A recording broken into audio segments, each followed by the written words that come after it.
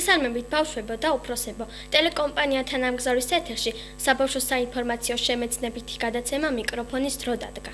ჩვენ პატარა ჟურნალისტებმა ბევრი ვიშრომეთ იმისთვის, რომ ბავშვებისთვის და უფროსებისთვის საინტერესო ბევრი თემა მოგვეძებნა და თქვენამდე მოგვეტანა.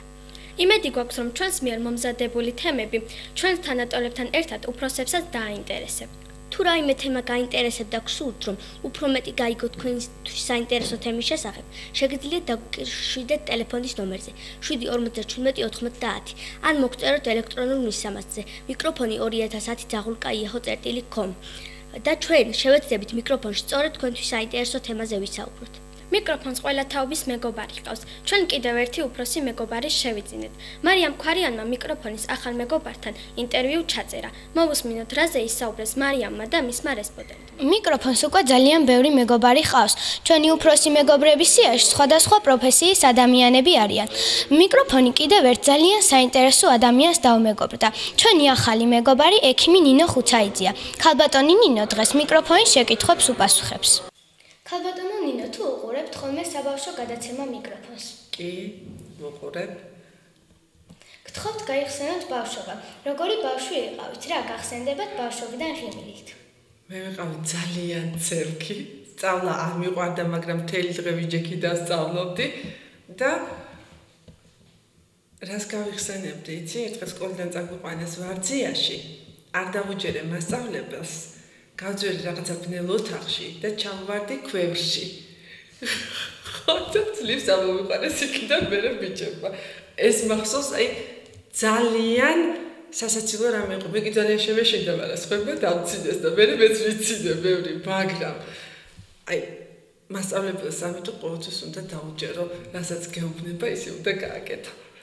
თქვენი აზრით შესაძლებელია, რომ ოცნებები სინამდვილედ იქცეს და თქვენ თუ აგიხდათ ბავშვობის რომელიმე ოცნება? კი, შესაძლებელია, თუ ძალიან მოინდომებ და ერთი ოცნება ის იყო ჩემი, რომ გამხდარიყავი ექიმი და ამიხდა, მაგრამ ბევრი ოცნება არ ამიხდა და ვცდილობ რა ავიხდინო თანდათან ცხოვრებაში. რატომ აირჩიეთ ექიმის პროფესია?